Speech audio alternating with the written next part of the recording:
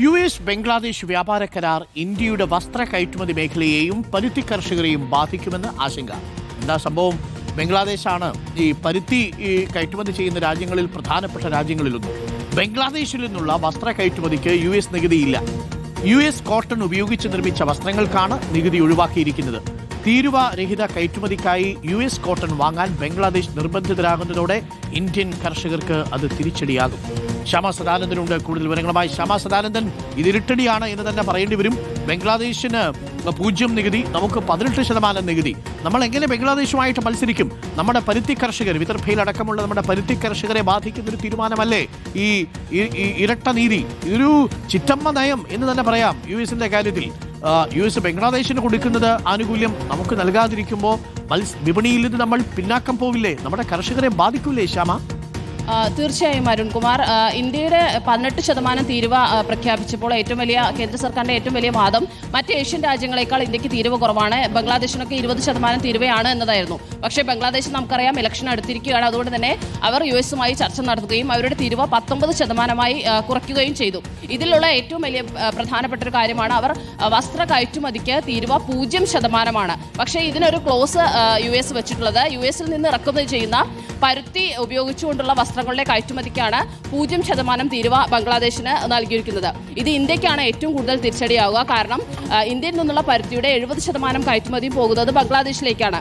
ഈ ഷെയ്ഖ് ഹസീനയും സർക്കാരിന്റെ പതനവുമായുള്ള സംഘർഷങ്ങൾക്കൊക്കെ ഒടുവിൽ തന്നെ ഇന്ത്യയിൽ നിന്നുള്ള പരുത്തിയുടെ കയറ്റുമതി ബംഗ്ലാദേശ് കുറച്ചിട്ടുണ്ട്.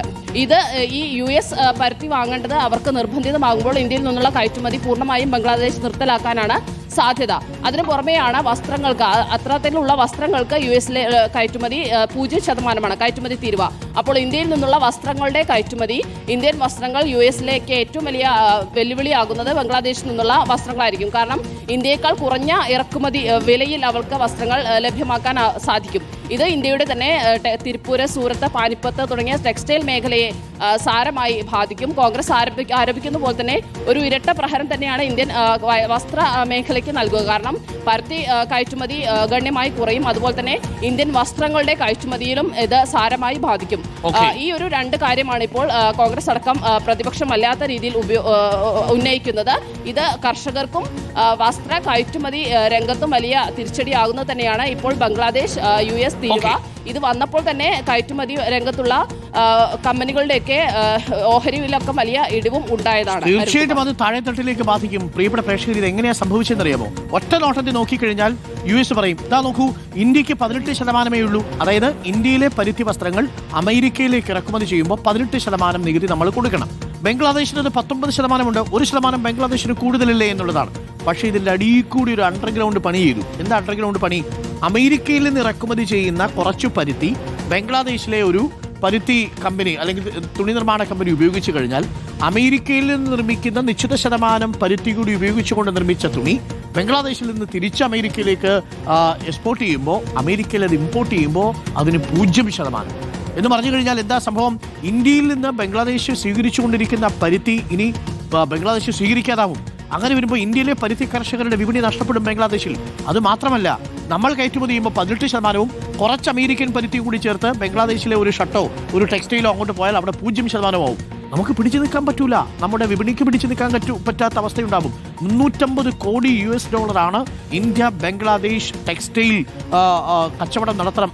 ബംഗ്ലാദേശ് യു.എസ്. കച്ചവടം നടത്തണമെന്ന് യു.എസ്. ആവശ്യപ്പെട്ടിരിക്കുന്നത്. ബംഗ്ലാദേശ് ഇത് കേൾക്കും. കുറച്ച് പരുത്തി അമേരിക്കയിൽ നിന്ന് വില കൂടിയതാണെങ്കിൽ ഇറക്കുമതി ചെയ്താലും അതിൽ നിന്ന് കുറച്ച് പരുത്തി ഉപയോഗിച്ചുകൊണ്ട് ടെക്സ്റ്റൈൽ ഉണ്ടാക്കിയാൽ 0% അവിടെ ഇമ്പോർട്ട് ഡ്യൂട്ടി. സ്വാഭാവികമായും ലാഭം അവർക്ക് അവിടെ കിട്ടും.